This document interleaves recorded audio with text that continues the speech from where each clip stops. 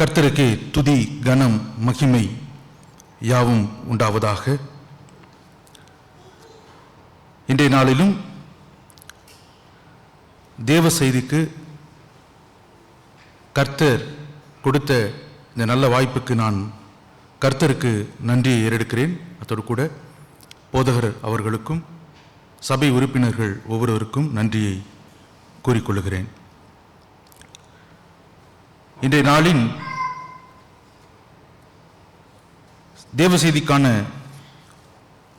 வேத பகுதி நீதிமொழிகளின் புத்தகம் 3ஆம் அதிகாரம் 9ஆம் 10ஆம் வசனம்.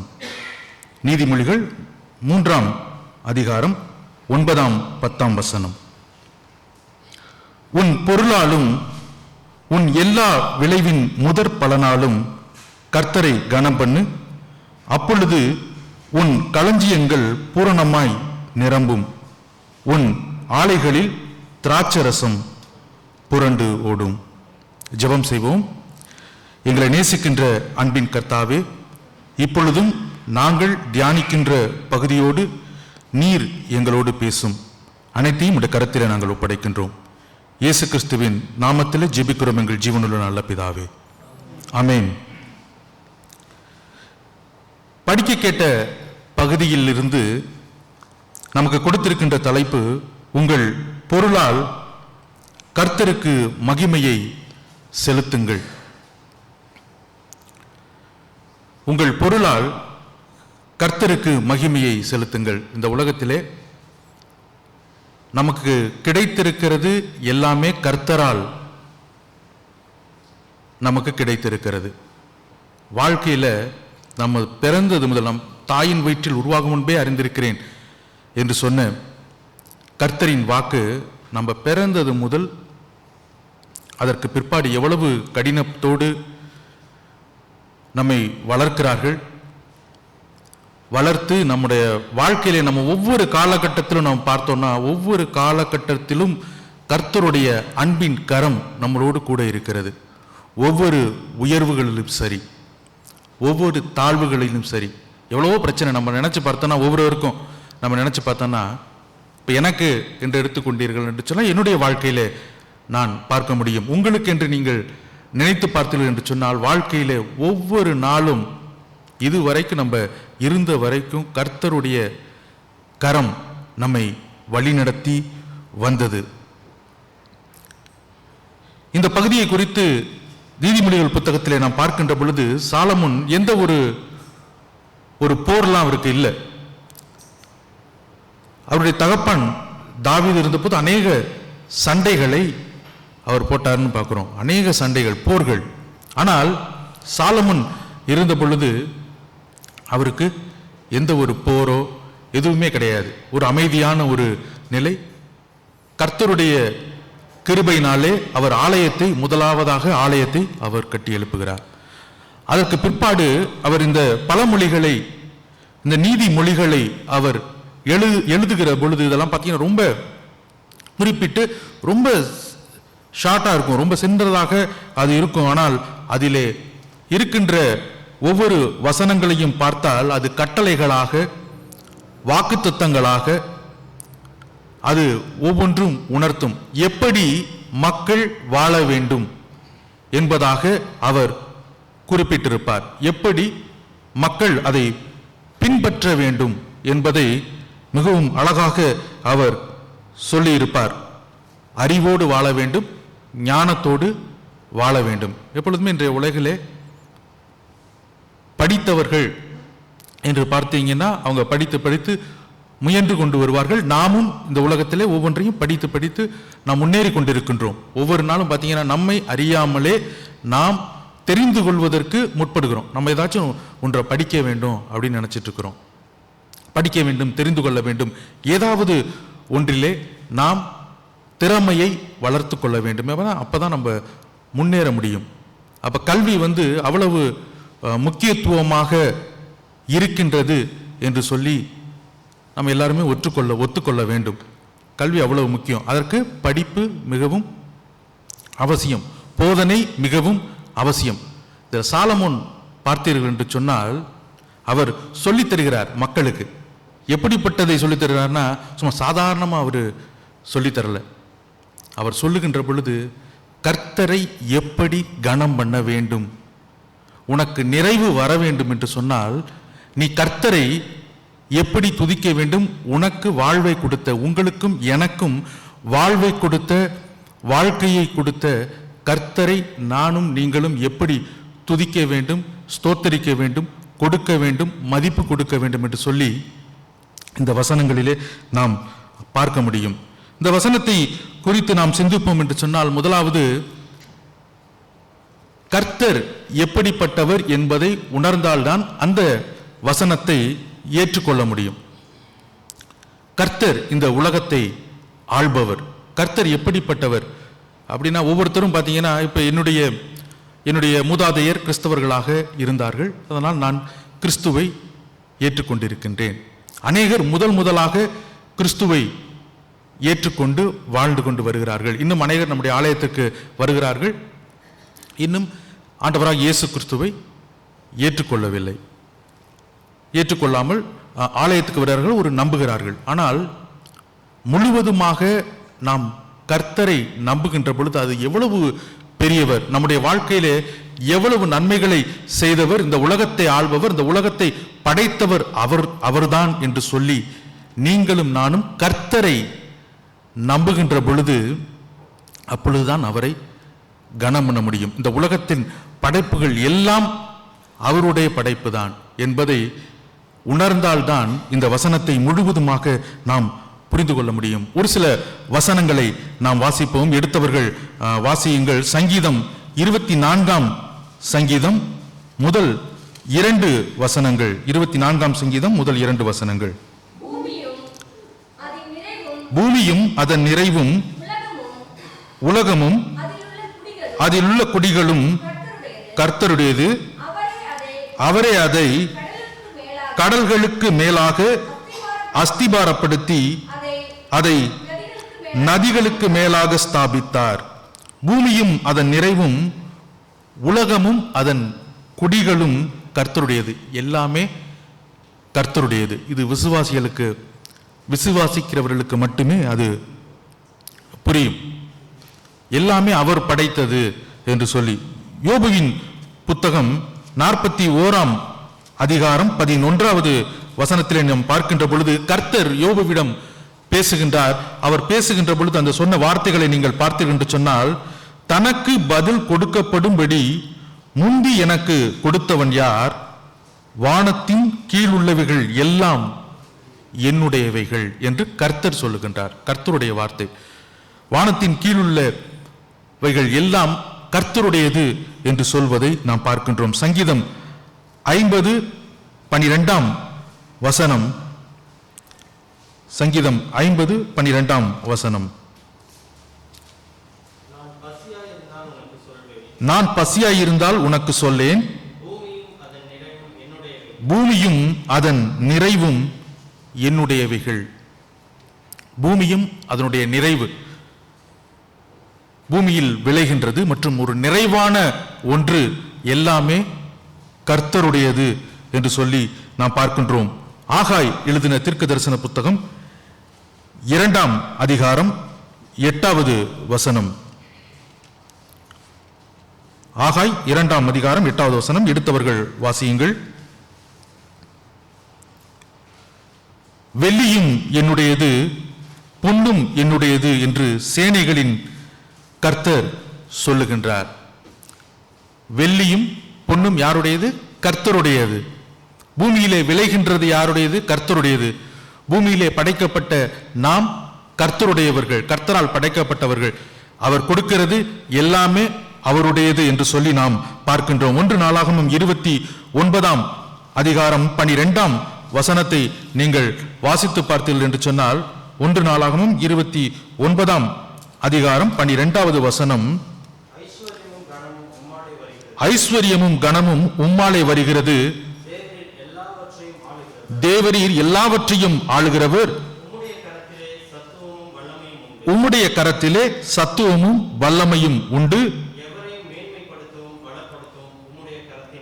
எவரையும் மேன்மைப்படுத்தவும் பலப்படுத்தவும் உம்முடைய கரத்தினாலே ஆகும். ஐஸ்வர்யமும் கனமும் உம்மாலே வருகிறது. ஒருத்தருக்கு உயர்வு வருகிறது என்று சொன்னால் அது கர்த்தராலே வருகின்றது என்று சொல்லி நாம் பார்க்க முடியும். அவர் எல்லாவற்றையும் ஆளுகிறவர் என்பதாக அங்கே கூறுவதை நாம் பார்க்கின்றோம்.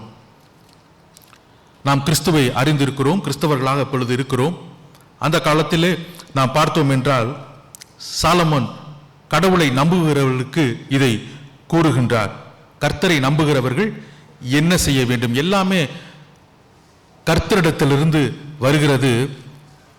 எல்லாவற்றையும் படைத்தவர் அவர் சொல்லுகின்றார். என்ன சொல்லுகின்றார் என்று சொன்னால், நீதிமொழிகள் 3ஆம் அதிகாரம் 9வது வசனத்தின் முதல் பகுதியை நீங்கள் பார்த்தீர்கள் என்று சொன்னால், உன் பொருளால் கர்த்தரை கனம் பண்ணு. கர்த்தரை நம்புகிறவர்களே, நீங்கள் உங்கள் பொருளால் கர்த்தரை கனம் பண்ணுங்கள். நம்முடைய வாழ்க்கையிலே நாம் கர்த்தரை மகிமைப்படுத்துகின்றோம், கர்த்தருக்கு நாம் கொடுக்கின்றோம்.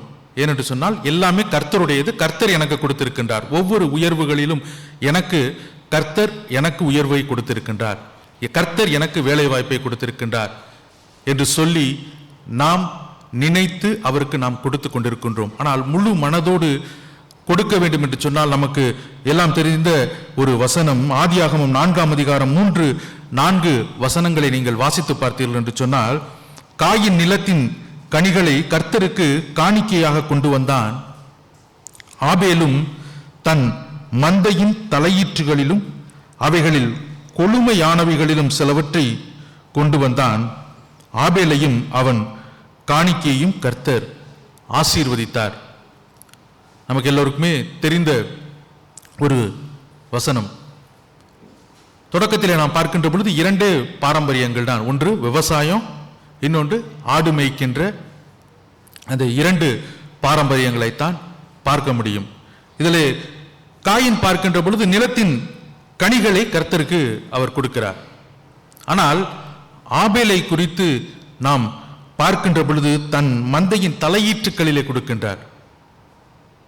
தன்னுடைய மந்தையிலே ஆடுகளை மேய்க்கின்ற பொழுது தலையீற்று அதிலே கொடுத்துவிட்டு அதற்கு பின்பாடு அவற்றில் கொழுமையானவைகளை சிலவற்றை அவன் கொண்டு வந்தான் என்று பார்க்கிறோம். ஸோ அவன் பார்த்தீங்கன்னா முன்பே அவன் ஆயத்தமாயிருக்கின்றான் என்று சொல்லி நாம் பார்க்க முடியும்.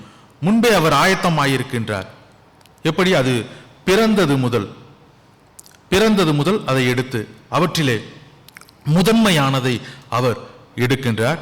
இன்னொன்று கொழுமையானதை அவர் எடுக்கின்றார் என்று சொல்லி பார்த்தோம் என்று சொன்னால், அவர் முன்பாகவே அவர் ஆயத்தமாகி நான் இதை கர்த்தருக்கு கொடுக்க வேண்டும் என்று சொல்லி அவர் ஆயத்தமாக அவர் இருக்கின்றார். கிறிஸ்துவுக்குள் அன்பானவர்கள், இந்த வார்த்தைகள் நமக்கும் பொருந்தும். நாம் முன்பாக நான் கர்த்தருக்கு என்ன கொடுக்க போகின்றேன் நமக்கு உணர்த்துவது அதுதான். நான் கர்த்தருக்கு என்னால் என்ன முடியும், நான் அதை எப்படி மனப்பூர்வமாக நான் கொடுக்க வேண்டும் என்று சொல்லி நீங்களும் நானும் சிந்திக்க வேண்டும். அதை பார்த்தீங்கன்னா, கர்த்தர் ஆபேலையும் அவன் காணிக்கையும் கர்த்தர் அங்கீகரித்தார் என்று சொல்லி நாம் பார்க்கின்றோம். அங்கீகரிக்கின்றார் கர்த்தர். உங்களுடைய காணிக்கையும் உங்களுடைய நீங்கள் முன்பாக ஆயத்தமாய் இருக்கின்ற நான் எதை கர்த்தருக்கு நான் கொடுக்க போகின்றேன் என்று சொல்லி ஆயத்தமாகின்ற பொழுது கர்த்தரிடத்திலே நாம் அங்கீகாரத்தை பெற வேண்டும். இந்த உலகத்திலே மனிதரிடத்திலே அங்கீகாரத்தை பெறுவதை விட நீங்களும் நானும் கர்த்தரிடத்திலே அங்கீகாரத்தை பெற, அவருடைய அனுகிரகத்தை நாம் பெற வேண்டும். அப்படி பெறுகின்ற பொழுது அது நமக்கே தெரியும், அது பூரணமாய் நமக்கு இருக்கும். வாழ்க்கையிலே அவர் என்ன பிரியப்படுகின்றார், கர்த்தர் என்ன பிரியப்படுகின்றார், என்னிடத்திலே இருந்து அவர் என்னத்தை விரும்புகின்றார் என்று சொல்லி நீங்களும் நானும் சிந்திக்க வேண்டும். அப்படி சிந்திக்கின்ற பொழுது உண்மையிலே அவருக்கு பிரியமானவர்களாக நாம் வாழ அழைக்கப்பட்டிருக்கின்றோம். தாவீதுனுடைய வாழ்க்கையிலே நாம் சிந்திப்போம் என்று சொன்னால், அவர் ஆலயத்தை கட்ட நினைத்தார், ஆனால் கர்த்தர் அதை அனுமதிக்கவில்லை. இரத்த படித்த கை, அதனால் அவர் அனுமதிக்கவில்லை. ஆனால் அவர் ஆலயத்தை கட்டுவதற்கு ஆயத்தமாகிறார். அவருடைய மகன் சாலமோன் ஆலயத்தை கட்டுவதற்கு கர்த்தர் அங்கே வாக்கு கொடுக்கின்றார். ஆனால் அதிலே நாம் பார்க்கின்ற பொழுது அவர் எல்லாவற்றையும் முன் ஆயத்தமாக அவர் ஆயத்தப்படுத்துவதை நாம் பார்க்கின்றோம். யாராவது ஒரு எடுத்தவர்கள் வாசியுங்கள். 1 நாளாகமம் 29ஆம் அதிகாரம் முதல் 3 வசனங்களை யாராவது ஒருவர் எடுத்தவர்கள் வாசியுங்கள். 1 நாளாகமம் 29ஆம் அதிகாரம் முதல் 3 வசனங்கள். பின்பு தாவீது ராஜா சபையார் எல்லோரையும் நோக்கி, தேவன் தெரிந்து கொண்ட என் குமாரனாகிய சாலமோன் இன்னும் வாலிபனும் இளைஞனுமாயிருக்கிறான். செய்ய வேண்டிய வேலையோ பெரியது, அது ஒரு மனுஷனுக்கு அல்ல, தேவனாகிய கர்த்தருக்கு கட்டும் அரண்மனை. நான் என்னாலே இயன்ற மட்டும் என் தேவனுடைய ஆலயத்திற்கென்று பொன் வேலைக்கு பொன்னையும், வெள்ளி வேலைக்கு வெள்ளியையும், வெண்கல வேலைக்கு வெண்கலத்தையும், இரும்பு வேலைக்கு இரும்பையும், மர வேலைக்கு மரத்தையும், பதிக்கப்படத்தக்க காந்தியுள்ள கற்களையும், பல வர்ண கற்களையும், விலையேற பெற்ற சகலவித ரத்தினங்களையும், வெண்கற்பாலங்களையும், கோமேதக முதலிய கற்களையும் ஏராளமாய் சவதரித்தேன்.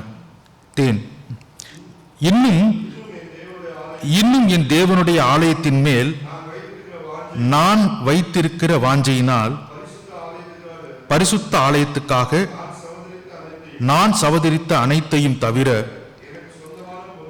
எனக்கு சொந்தமான பொன்னையும் வெள்ளியையும் என் தேவனுடைய ஆலயத்துக்கு கொடுக்கிறேன். அவன் சொல்றான், அது கர்த்தருக்கு கட்டும் அரண்மனை அப்படின்றாரு. முதலாக ஆலயத்தை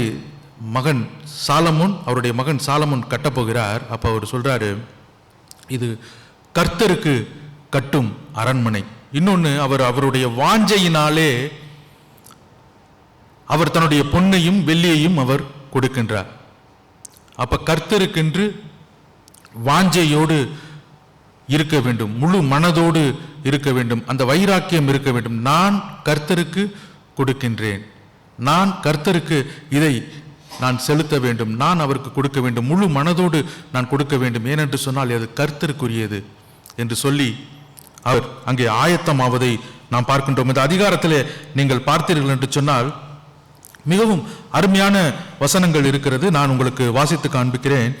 1 நாளாகமம் 29:11 முதல் 16 வசனங்களை நான் படிக்கிறேன். கர்த்தாவே, மாட்சிமையும் வல்லமையும் மகிமையும் ஜெயமும் மகத்துவமும் உம்முடையவைகள், வானத்திலும் பூமியிலும் உள்ளவைகள் எல்லாம் உம்முடையவைகள்.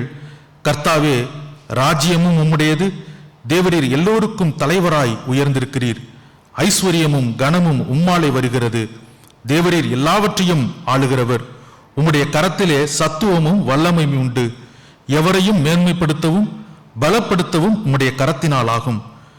இப்போதும் எங்கள் தேவனே, நாங்கள் உமக்கு ஸ்தோத்திரம் செலுத்தி உமது மகிமையுள்ள நாமத்தை துதிக்கிறோம். இப்படி மனப்பூர்வமாய் கொடுக்கும் திராணி உண்டாவதற்கு நான் எம்மாத்திரம், என் ஜனங்கள் எம்மாத்திரம்? எல்லாம் உம்மால் உண்டானது, உமது கரத்திலே வாங்கி உமக்கு கொடுத்தோம். உமக்கு முன்பாக நாங்கள் எங்களுடைய பிதாக்கள் எல்லாரை போலும் அரதேசிகளும் பரதேசிகளுமாயிருக்கிறோம். பூமியின் மேல் எங்கள் நாட்கள் ஒரு நிழலைப் போல இருக்கிறது, நிலைத்திருப்போம் என்னும் நம்பிக்கை இல்லை. எங்கள் தேவனாகிய கர்த்தாவே, உம்முடைய பரிசுத்த நாமத்துக்கென்று உமக்கு ஒரு ஆலயத்தை கட்டுகிறதற்கு நாங்கள் சவதரித்திருக்கிற இந்த பொருட்கள் எல்லாம் உமது கரத்திலிருந்து வந்தது, எல்லாம் உம்முடையது. இந்த வசனத்துல நீங்க பாத்தீங்கன்னா கர்த்தரை குறித்தே அவருடைய மகிமையை குறித்தே சொல்லுகின்றார். அந்த ராஜா அவர் சொல்றாரு, நான் ஒன்றும் இல்லை என்று சொல்லுகின்றார், நான் எம்மாத்திரம் என்று சொல்லுகின்றார், நான் ஒன்றுமே இல்லை என்று அவர் சொல்லுவதை பார்க்கின்றோம். எல்லா மாட்சிமையும் வல்லமையும் மகிமையும் ஜெயமும் மகத்துவமும் எல்லாம் உம்முடையவைகள் என்று சொல்வதை பார்க்கின்றோம். கர்த்தருக்கு கனமும் மகிமையும் துதியையும் அந்த இடத்திலே அவர் செலுத்துகின்றார். அவர் கர்த்தரை தவிர அவர் ஒன்றுமே சொல்லலை. எல்லாம் உம்மிடத்திலிருந்து நீங்க தான் எனக்கு கொடுத்திருக்கிறீங்க என்று சொல்லுகின்றார். ஏனென்றால் அவர் கர்த்தருடைய கிருபையை அவர் உணர்ந்திருக்கின்றார். ஆடு மேய்க்கின்றவராக இருந்திருக்கின்ற அவர் ராஜாவாக அவர் மாறினார். ஆனால் ராஜாவாக கர்த்தரால் தெரிந்து கொள்ளப்பட்டார். அதற்கு பிற்பாடு அவருக்கு இதுக்கப்புறம் பார்த்தீங்கன்னா அவர் சொல்லுகின்ற பொழுதெல்லாம் எந்த ஒரு குறைவும் இல்லாமல் எல்லா துன்பங்களையும் அனுபவித்து விட்டு ஒரு நிறைவான ஒரு இடத்துல வருகின்ற பொழுது அப்ப சொல்றாரு, நான் ஒண்ணுமே இல்லை. இன்னும் சொல்ல பார்த்தீங்கன்னா நான் ஒரு பரதேசி அப்படின்றாரு. அப்படின்னா ஒன்றுமே இல்லாதவர் என்று யார் சொல்றா? ஒரு ராஜா சொல்றார். கிறிஸ்துவுக்குள் அன்பானவர்களே, உங்களையும் என்னையும் கர்த்தர் ஒரு நல்ல நிலைமையிலே வைக்கின்ற பொழுதும் கடந்து வந்த பாதைகளையும் கர்த்தருடைய அன்பையும் உணரத்தக்கதாக கர்த்தர் என்னை இந்த நிலைமையிலே வைத்திருக்கின்றார். எனக்கு வருகின்ற ஒவ்வொரு உயர்வுகளிலும் கர்த்தரை நாம் நினைக்க வேண்டாம். நான் ஒன்றுமே இல்லை என்று நாம் எப்படி தாழ்மையாக நாங்கள் இருக்கின்றோமோ அப்பொழுதுதான் நாம் கர்த்தருக்கு பிரியமானவர்களாக இருப்போம். கர்த்தரிடத்திலே நாம் நன்மைகள் அவருடைய வார்த்தையில் இருந்து அவருடைய வாயிலிருந்து கர்த்தர் நமக்கு சொல்லணும், இது என் மகன், இது என் மகள், இவர் மேல் நான் பிரியமாய் இருக்கிறேன் என்று சொல்லக்கூடிய அந்த அன்பை நீங்களும் நானும் பெறுகின்ற பொழுது அதுதான் உண்மையான ஒரு ஆசீர்வாதம். அப்படிப்பட்டவர்களாக நாம் இருக்க வேண்டும் என்று சொன்னால் உண்மையான வாஞ்சையோடு கர்த்தர் எனக்கு நன்மைகளை கொடுத்தார், நான் அவருக்கு என்ன செலுத்தப் போகின்றேன் என்று சொல்லி நீங்களும் நானும் ஆயத்தமாக இருக்க வேண்டும். இன்னும் ஒன்று காரியத்தை நான் சொல்லுகின்றேன். கோரேஸ் என்ற ஒரு அரசனை குறித்து நாம் பார்த்தோம் என்று சொன்னால் எஸ்ரா புஸ்தகத்திலே நாம் பார்க்க முடியும். அதில் நாம் பார்க்கின்ற பொழுது ஒரு பெரிய ஒரு அற்புதத்தை அவர் பெர்சிய ராஜாவாக இருக்கின்றார். அவருடைய வாழ்க்கையிலே நாம் பார்த்தோம் என்று சொன்னால் அவர் கர்த்தருடைய ஆவியினால் தொடப்பட்டு ஒரு 70 வருஷம் நேபுகாத் நேச்சார் என்ற அரசனினாலே இஸ்ரேல் மக்கள் துன்பப்படுகின்றார்கள். ஆலயம் இடிக்கப்பட்டு போய்விட்டது. சாலமோன் கட்டின ஆலயம் இடிக்கப்பட்டு விட்டது. அதற்கு பிற்பாடு யாரும் காப்பாற்றவில்லை, அடிமையாக இருக்கிறார்கள். ஆனால் அந்த நேரத்தில் கோரேஸ் என்ற ஒரு அரசனை கர்த்தர் எழுப்புகின்றார். அவன் சொல்றாரு, அந்த மனுஷன், அந்த ராஜா சொல்றாரு, இஸ்ரவேலின் தேவனே உண்மையான தேவன் என்று சொல்லுவதை நாம் பார்க்கின்றோம். 3வது வசனத்தை நீங்கள் வாசித்து பாருங்கள். எஸ்ராவின் புத்தகம் 1ஆம் அதிகாரம் 3வது வசனம். அவருடைய ஜனங்கள் எல்லாரிலும் எவன் உங்களுக்குள் இருக்கிறானோ அவனோடே அவனுடைய தேவன் இருப்பாராக. அவன் யூதாவில் உள்ள எருசலேமுக்கு போய் இஸ்ரவேலின் தேவனாகிய கர்த்தருடைய ஆலயத்தை கட்டக்கடவன். எருசலேமில் வாசம் பண்ணுகிற தேவனே தேவன். இது யார் சொல்றான்னா கோரேஸ் என்ற ராஜா.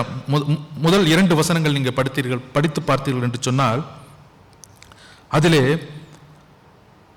அந்த கோரேஸ் ராஜா கர்த்தருடைய ஆவினாலே தொடப்பட்டு அவர் சொல்றாரு, இந்த ஜனங்கள் எல்லோருக்கும், அந்த ஊர் மக்களுக்கு சொல்றாரு, நீங்கள் அந்த எருசலேம் அந்த இஸ்ரவேல் மக்களுக்கு நீங்கள் பணத்தை கொடுத்து அவர்களை அனுப்பிவிடுங்கள் என்று அவர் சொல்லுகின்றார். ஏனென்று சொன்னால் அங்கே எருசலேமில் வாசம் பண்ணுகிற தேவனே தேவன் என்று அவர் சாட்சி கொடுத்து விட்டார். அவர் கர்த்தரை அறிந்து விட்டார். அந்த ராஜா அறிந்ததினாலே அந்த ஆலயத்தை கட்ட வேண்டும் என்று சொல்லி அவருக்குள் ஒரு வாஞ்சை, அந்த வாஞ்சை எழும்புகின்றது. அதனாலே அந்த மக்கள் எல்லாரும் கட்ட வேண்டும் என்று சொல்லி அந்த ராஜாவும் காணிக்கையை கொடுக்கின்றார். அவரும் தன்னுடைய அரண்மனையிலிருந்து கொடுக்கின்றார். அவர்கள் ஊர் மக்களையும் நீங்களும் அவர்களுக்கு கொடுங்கள், அந்த ஆலயத்தை கட்ட வேண்டும் என்று சொல்லி அங்கே சொல்லுவதை நாம் பார்க்கின்றோம். கர்த்தரை அறியாத ஒரு மனிதர் கர்த்தரை அறிந்து கொண்டு உண்மையான தெய்வத்தை அவர் அந்த இடத்துல உணர்ந்து கொள்வதை நாம் பார்க்கின்றோம். எஸ்ராவின் புத்தகம் 6ஆம் அதிகாரம் 3 முதல் 5 வசனங்களிலே நீங்கள் வாசித்து பார்த்தீர்கள் என்று சொன்னால், எஸ்ரா 6ஆம் அதிகாரம் வசனங்கள் 3 முதல் 5, ராஜாவாகிய கோரேசின் 1ஆம் வருஷத்திலே கோரேஸ் ராஜா எருசலேமில் இருந்த தேவாலயத்தை குறித்து பிறப்பித்த உத்தரவு என்னவென்றால், தேவாலயமானது பலி செலுத்தப்பட்டு வந்த ஸ்தானத்திலே கட்டப்பட கடவது, அதன் அஸ்திபாரங்கள் பலமாய் இருப்பதாக, அது 60 முழ உயரமும் 60 முழ அகலமாய் இருக்க வேண்டும், அது 3 வரிசை பெருங்கற்களாலும் 1 மச்சு வரிசை புது உத்தரங்களாலும் கட்டப்பட கடவது, அதற்கு செலுத்தும் செலவு ராஜாவின் அரண்மனையிலிருந்து கொடுக்கப்படுவதாக. அன்றியும் நேபுகாத் நேசார் எருசலேமில் இருந்த ஆலயத்திலிருந்து எடுத்து பாபிலோனுக்கு கொண்டு வந்த தேவனுடைய ஆலயத்துக்கு அடுத்த பொன் வெள்ளி பனிமுட்டுக்கள் எருசலேமில் உள்ள தேவாலயமாகிய தங்கள் ஸ்தானத்துக்கு போய் சேரும்படிக்கு திரும்ப கொடுக்கப்பட கடவது, அவைகளை தேவனுடைய ஆலயத்துக்கு கொண்டு போக கடவர்கள் என்று எழுதியிருக்கிறது. அவருடைய செலவை கூட, ஆலயத்திற்கான செலவை அரண்மனையிலிருந்து அவர் கொடுக்க சொல்வதை நாம் பார்க்கின்றோம்.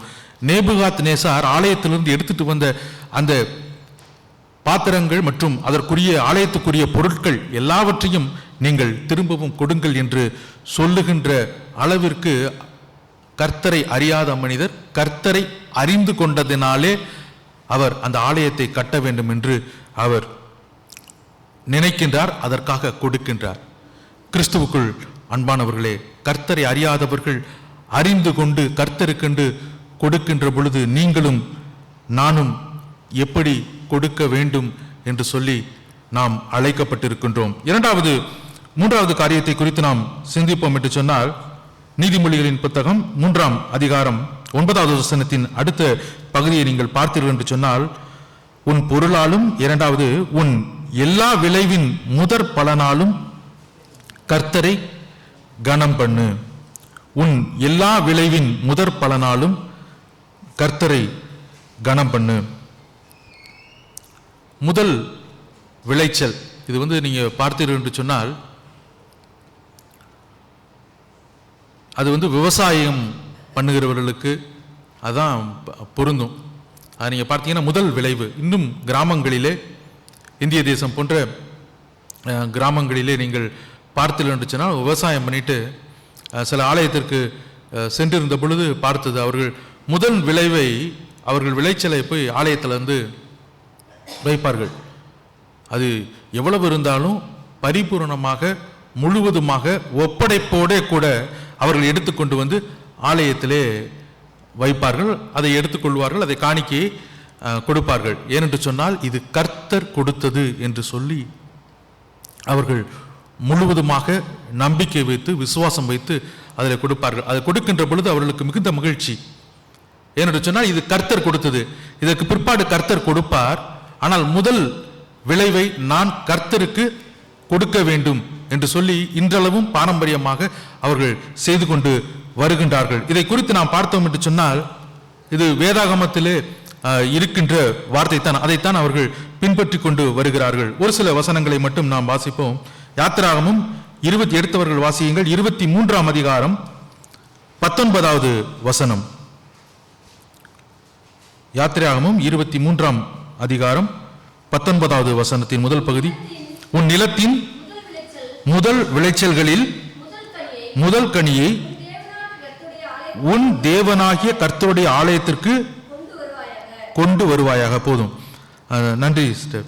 அடுத்து நீங்க பாத்தீங்கன்னா யாத்திராகமும் 34ஆம் அதிகாரத்திலே 26, 27வது வசனத்தை ஒருவர் வாசியுங்கள். யாத்திராகமும் உங்கள் நிலத்தில் படிங்க பிரதர். கர்த்தரின் ஆலயத்துக்கு கொண்டு வாருங்கள், வெள்ளாட்டுக்குட்டியை அதன் தாயின் பாலிலே சமைக்க வேண்டாம் என்றார். பின்னும் கர்த்தர் மோசேயை நோக்கி, இந்த வார்த்தைகளை நீ எழுது, இந்த வார்த்தைகளின்படியே உன்னோடும் இஸ்ரவேலோடும் உடன்படிக்கை பண்ணினேன் என்றார். இது கர்த்தருடைய உடன்படிக்கை. அதுக்கு அடுத்து நீங்க தொடர்ந்து படிச்சீங்கன்னா, அவர் அப்பம் புசியாமலும் தண்ணீர் குடியாமலும் இரவும் பகலும் 40 நாள் கர்த்தரோடு இருந்தாருன்னு நம்ம பார்க்கிறோம். அதை சாட்சி பலகையில எழுதிட்டு அதை தொடர்ந்து நீங்கள் பார்க்கலாம் இந்த வசனத்தோடு. இது என்னன்னா ஒரு கர்த்தரோடு செய்கின்ற, கர்த்தர் கொடுக்கின்ற ஒரு உடன்படிக்கை. கர்த்தர் மனிதனோடு அங்கே மோசேக்கு சொல்லுகின்ற ஒரு வார்த்தை தான் உடன்படிக்கை. இதன்படி செய்ய வேண்டும். உடன்படிக்கை என்று சொன்னால் அதை பின்பற்ற வேண்டும். அதைத்தான் அந்த மக்களுக்கு இதெல்லாம் எப்ப சொல்றாங்கன்னா, இந்த வசனத்தை முன்பதாக அவர்கள் பிரயாணத்திலே இருக்கின்ற பொழுதே சொல்லுகின்றார்.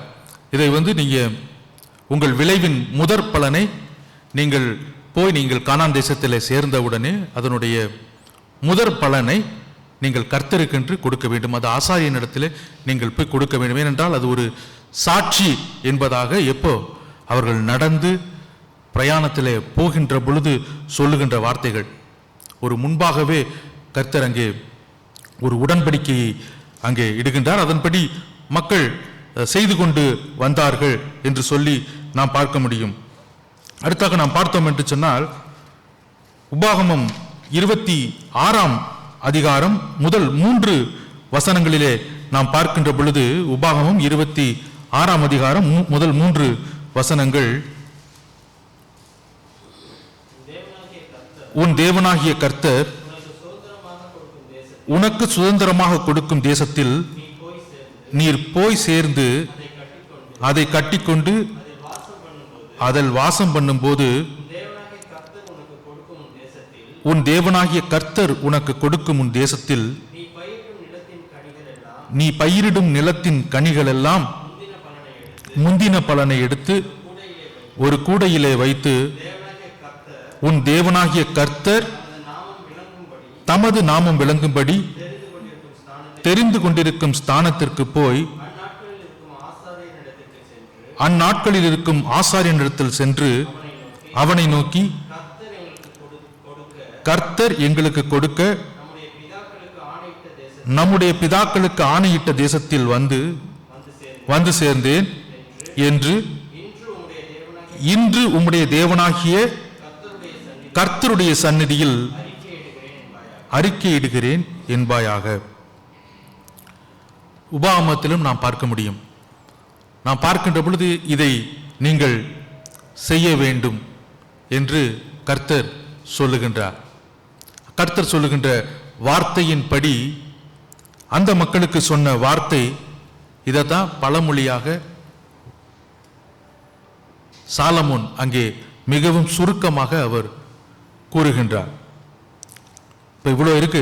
நாம் பார்த்தோம் என்று சொன்னால், உன் பொருளாலும் உன் எல்லா விளைவின் முதற் பலனாலும் கர்த்தரை கனம் பண்ணு. இந்த பழமொழி ரொம்ப சுருக்கமா இருக்கு. அதை நாம் பார்த்தோம் என்று சொன்னா அதிகமாக வசனங்கள் நமக்கு இருக்கின்றது. இன்னும் சொல்லப்போனா அதிகமான வசனங்களை நாம் சிந்திக்க முடியும். கர்த்தர் சொன்ன வார்த்தை.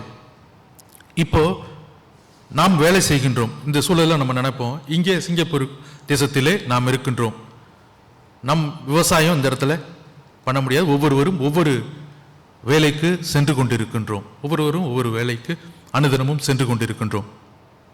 நாம் கர்த்தருக்கு எந்த முதற் பலனை நாம் கொடுக்க முடியும்? நீங்களும் நானும் சிந்தித்து பார்க்க வேண்டும். நான் கர்த்தருக்கென்று முதற் பலனை நான் கொடுக்க வேண்டும், அனுதினமும் கொடுக்க வேண்டும். நினைத்து பார்ப்போம், எப்படி நமக்கு நேரம் இருக்கிறது வாழ்க்கையிலே. ஒவ்வொரு நாளும் அதிகாலையிலே நாம் எழுந்து கர்த்தருக்கு நன்றி செலுத்த நாம் கடமைப்பட்டிருக்கின்றோம். இந்த நாளின் சங்கீத பகுதியை கூட நீங்கள் வாசித்து பார்த்தீர்கள் என்று சொன்னால், சங்கீதம் 5 3 வசனம், கர்த்தாவே காலையிலே என் சத்தத்தை கேட்டருள்வீர், காலையிலே உமக்கு நேரே வந்து நான் ஆயத்தமாகி காத்திருப்பேன். அதை நீங்கள் உணரலாம். என்னுடைய நேரத்தை நான் கர்த்தருக்கு நான் கொடுக்கின்றேன். 24 மணி நேரம் இருக்கு. இதில் நான் கர்த்தருக்கென்று நான் எவ்வளவு நேரம் நான் செலவு செய்கின்றேன்?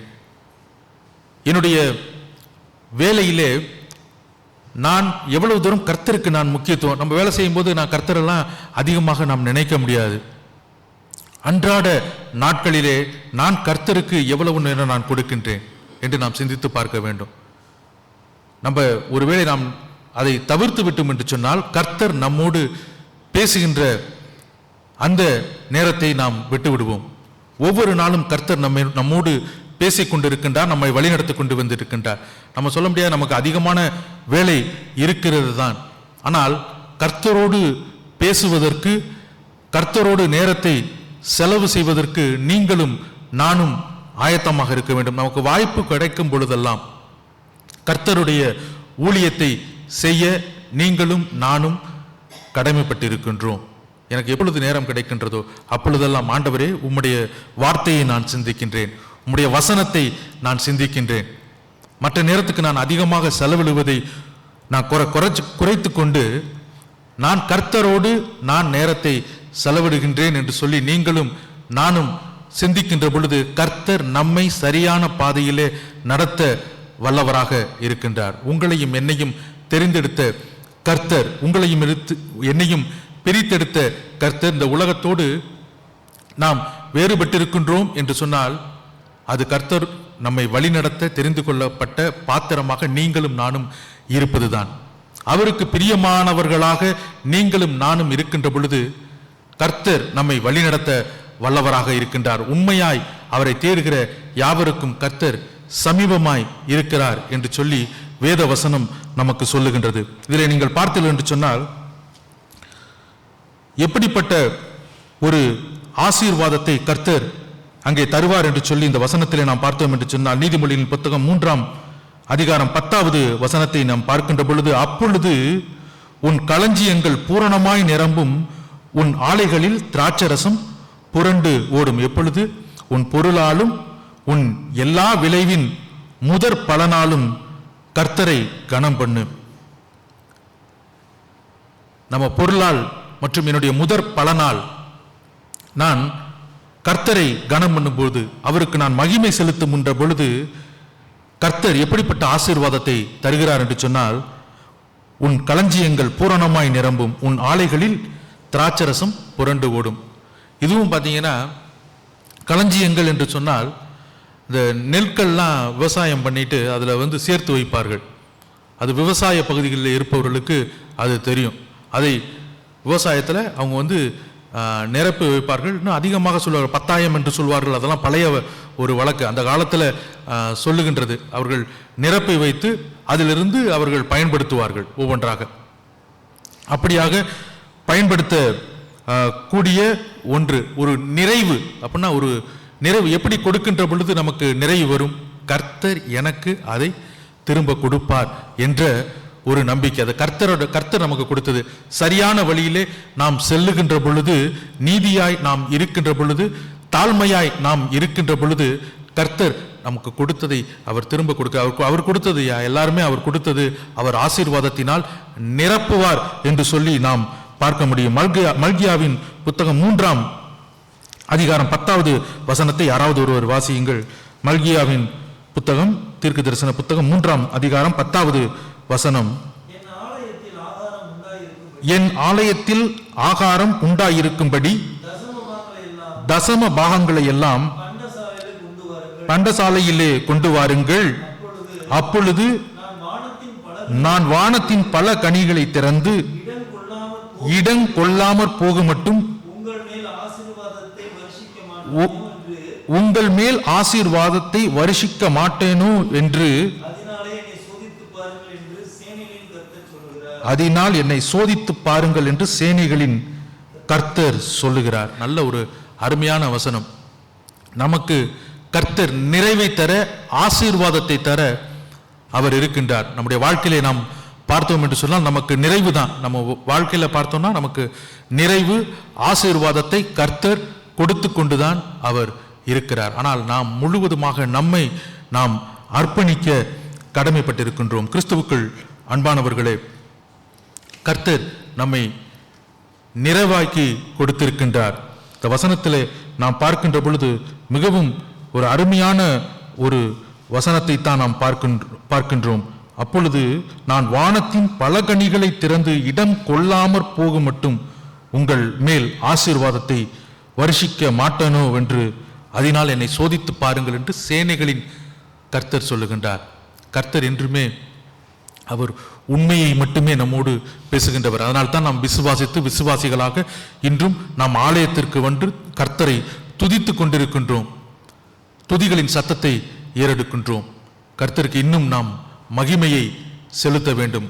அதற்குத்தான் நமக்கு பெரிய ஒரு வாய்ப்பை கர்த்தர் நமக்கு கொடுத்திருக்கின்றார். இன்னும் நாம் சிந்தித்து பார்த்தோம் என்று சொன்னால், நாம் எதை செய்யக்கூடாது, சில காரியங்களெல்லாம் நம்ம செய்யக்கூடாது.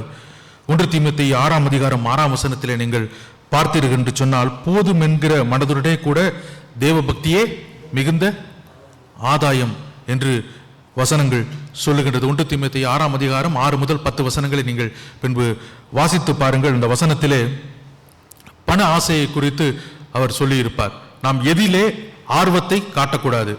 நமக்கு பண தேவை உண்டு, ஆனால் அதிலே நாம் அதிகமாக நாட்டம் வைக்கக்கூடாது. எதை விட்டு நாம் விலகி இருக்க வேண்டுமோ அதை விட்டு நாம் விலகி இருக்க வேண்டும். எபேசியர் 5 அதிகாரம் 5 வசனத்திலே நீங்கள் வாசித்து பார்த்தீர்கள் என்று சொன்னால், யாராவது எடுத்தவர்கள் வாசியுங்கள். எபேசியர் 5 அதிகாரம், அசுத்தனாவது விக்கிரக ஆராதனைக்காரனாகிய பொருளாசை காரனாவது தேவனுடைய ராஜ்யமாகிய கிறிஸ்துவின் ராஜ்யத்திலே சுதந்திரம் அடைவதில்லை என்று அறிந்திருக்கிறீர்களே. பவுல் அங்கே சொல்லுகின்றார், விக்கிரக ஆராதனைக்காரனாகிய பொருளாசை காரனாவது தேவனுடைய ராஜ்யமாகிய கிறிஸ்துவின் ராஜ்யத்திலே சுதந்திரம் அடைவதில்லை என்று அறிந்திருக்கிறீர்களே. அப்போ பொருளாசை என்று நாம் எடுத்துக்கொண்டோம் என்று சொன்னால், அதிலே நாம் அதிகமாக நாட்டம் வைக்கின்ற பொழுது அதுவும் கர்த்தருக்கு பிரியமில்லாத ஒரு காரியமாக இருக்கின்றது. கர்த்தருக்கு பிரியமில்லாத காரியத்தை நீங்களும் நானும் தவிர்க்க வேண்டும். அநேக வசனங்கள் நமக்கு அவற்றை எப்படி நாம் சரியான வழியிலே செல்ல வேண்டும் என்று சொல்லி நமக்கு அது சொல்கின்றது. அந்த வசனத்தின்படி நாம் நடக்கின்ற பொழுது கர்த்தருக்கு பிரியமானவர்களாக நாம் வாழ அழைக்கப்பட்டிருக்கின்றோம். கிறிஸ்துவுக்குள் அன்பானவர்களே, நாம் கர்த்தருக்கு மகிமை படுத்த வேண்டும் என்று சொன்னால், இந்த வசனத்தின்படி நாம் பார்க்கின்ற பொழுது நாம் பொருளால் கர்த்தரை மகிமைப்படுத்துகின்றோம். இன்னொன்று, இந்த வசனத்திலே நாம் பார்க்கின்ற பொழுது விளைவின் முதற் பலனாலும் கர்த்தரை நாம் கனம் பண்ண வேண்டும். அப்பொழுது நமக்கு பெரிய ஒரு ஆசீர்வாதங்கள், உன் களஞ்சியங்கள் பூரணமாய் நிரம்பும் என்று வேத வசனத்திலே அந்த பழமொழியை அந்த காலகட்டத்திலே சாலமன் சொல்லியிருக்கின்றார். இப்பொழுது நாம் சிந்திப்போம் என்று சொன்னால், நாம் ஆண்டவராகிய இயேசு கிறிஸ்துவை நாம் விசுவாசிக்கின்றோம், கிறிஸ்துவை ஏற்றுக்கொண்டு நாம் வாழ்ந்து கொண்டிருக்கின்றோம். நாம் கர்த்தருக்கு மகிமை செலுத்த அழைக்கப்பட்டிருக்கின்றோம். பொருள் மட்டுமல்ல, முதற் பலன் மட்டுமல்ல, அதோடு கூட நம்முடைய நேரம், அந்த நேரத்திலே நான் முதற் பலனை நானும் நீங்களும் கொடுக்க அழைக்கப்பட்டிருக்கின்றோம். என்னுடைய வளங்கள், என்னுடைய சொத்துக்கள், எனக்கு எல்லாமே கடவுள் கொடுத்த ஆசீர்வாதம். அதை நாம் அனைவருமே உணர வேண்டும். அதிலிருந்து நான் கர்த்தருக்கு எப்படி கொடுக்க ஆயத்தமாக போகின்றேன், முன்பே நான் அதற்கு ஆயத்தமாக வேண்டும். கர்த்தருக்கு கர்த்தர் நான் கொடுக்கின்றதை பிரியமாய் ஏற்றுக்கொள்ள வேண்டும். நீங்கள் மார்க் 12 அதிகாரத்தில் நீங்கள் பார்த்தீர்கள் என்று சொன்னால் கூட, அந்த ஏழை விதவை பெண் 2 காசை அவர்கள் கொடுத்தார்கள். இயேசு கிறிஸ்து அதை அங்கீகரித்தார். அதை பார்த்துவிட்டு சொன்னார், இவர்கள் எல்லாவற்றிலும் அவர்கள் தன்னுடைய ஜீவனத்துக்கு உண்டான முழுவதுமே அவர் கொடுத்தார் என்று சொல்லி. அது எவ்வளவு பெரிய ஒரு காரியம் பாருங்கள். இயேசு கிறிஸ்துவிடம் ஒரு நன்மதிப்பை பெற்ற ஒரு பெண்ணைத்தான் நாம் பார்க்க முடியும். இயேசு கிறிஸ்துவிடமிருந்து நீங்களும் நானும் அதே வார்த்தைகளை பெற வேண்டும் என்று சொன்னால் எவ்வளவாய் நாம் கொடுக்க வேண்டும். அந்த குணம் என்று உங்களுக்கும் எனக்கும் வருமா என்று சொன்னால் அதை நாம் யோசித்து தான் நாம் பார்க்க வேண்டும். அப்படிப்பட்ட ஒரு குணத்தை தான் கர்த்தர் உங்களிடத்திலிருந்தும் என்னிடத்திலிருந்தும் எதிர்பார்க்கிறார். அதற்கு பாத்திரவான்களாக நாம் சரி செய்து நாம் ஓரளவுக்கு நாம் நம்மை நாமே தாழ்த்தி கர்த்தருக்கு நேராக கர்த்தருடைய விருப்பத்தை அறிந்து கொடுக்க நாம் அழைக்கப்பட்டிருக்கின்றோம். இந்த மகிமையை குறித்து கர்த்தருக்கு நாம் மகிமைப்படுத்த எப்படி முடியும் என்று சொல்லி நாம் பார்க்கின்ற பொழுது, நாம் உதவி செய்கின்ற பொழுது, நேர்மையாய் வாழ்கின்ற பொழுது, தேவனுக்கு முன்னுரிமை நான் தருகின்றேன், நான் கர்த்தருக்கு நான் முன்னுரிமை தருகின்றேன் என்று நினைக்கின்ற பொழுது, அப்பொழுது நாம் கர்த்தரை அதிகமாக நாம் மகிமைப்படுத்த முடியும்.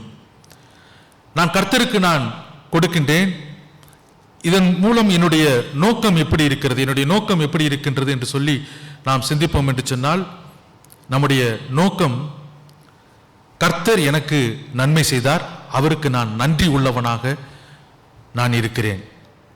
இரண்டாவது, என்னுடைய விசுவாசம் இன்னும் அதிகமாக ஊன்றி கட்டப்படுகிறது. நான் கொடுக்கின்ற பொழுது என்னுடைய விசுவாசம், கர்த்தர் எனக்கு கொடுத்தார், நான் அந்த நம்பிக்கையை மற்றவர்களுக்கு முன்பாக நான் சாட்சியிடுகின்றேன் என்று. இரண்டாவது, நான் கர்த்தருக்கு நான் கீழ்ப்படுகின்றேன், அவருடைய கட்டளைகளுக்கு நான் கீழ்ப்படுகின்றேன். இதெல்லாம் பார்த்தீங்கன்னா கர்த்தருடைய கட்டளை. அதற்கு அவர் சொல்லுகின்ற வார்த்தைக்கு நான் கீழ்ப்படுகின்றேன். என்னிடத்திலே பக்தி இருக்கின்றது, நான் பக்தியிலே நான் வளருகிறேன், நான் பக்தி வைராக்கியத்திலே கர்த்தருக்காக நான் நிற்கின்றேன். இன்னும் சுயநலமற்ற ஒரு மனம், எனக்கு என்று தனக்கு என்று நிற்பதிலிருந்து ஒரு மாறுபட்ட சிந்தனையை நாம் அந்த நேரத்திலே நாம் அவற்றிலிருந்து கொஞ்சம் மாறுபடுகின்றோம். எனக்கு ஒரு நல்ல எண்ணம் வருகின்றது என்று சொல்லி நீங்களும் நானும் சிந்திக்க வேண்டும்.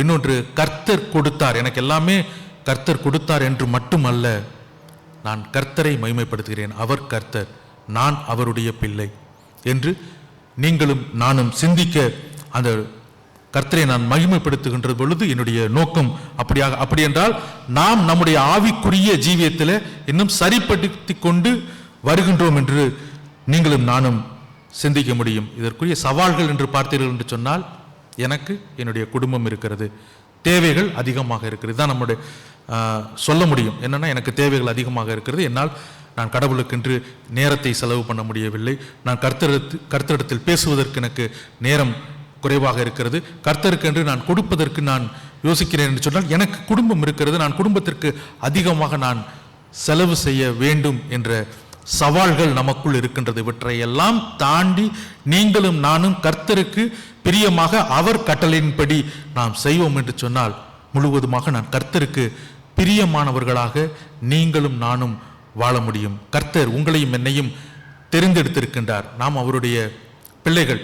இந்த உலகத்திலே கர்த்தருடைய பிள்ளைகளாகிய உங்களையும் என்னையும் கர்த்தர் தெரிந்தெடுத்திருக்கிறார் என்று சொன்னால், இந்த வசனங்கள் நமக்குள் செயல்பட வேண்டும் என்று சொன்னால், நாம் அனுதினமும் அதை வாசித்து, கர்த்தர் இந்த வார்த்தையின் வழியாக என்னோடு பேசுகின்றார், என்னை உணர்த்துகின்றார், கர்த்தர் என்னை சரியான வழிக்கு நேராக என்னை நடத்துகின்றார் என்று சொல்லி நாம் சிந்திப்போம். அவருக்கு பிரியமானவர்களாக நாம் வாழ்வோம். இதில் நாம் பார்த்தோம், உங்கள் பொருளால் கர்த்தருக்கு மகிமையை செலுத்துங்கள், கர்த்தர் இந்த உலகத்தை ஆள்பவர் என்று சொல்லி பார்த்தோம்.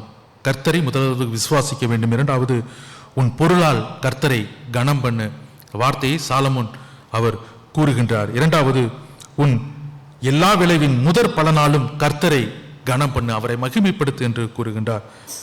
கர்த்தர் ஆசீர்வாதத்தை தருகின்றவர். நாம் கொடுக்கின்ற பொழுது மட்டுமல்ல, நம் மீது பிரியம் வைத்திருக்கின்ற அவர் எப்பொழுதுமே நமக்கு நிறைவைத்தான் கொடுத்து கொண்டு வருகிறார்.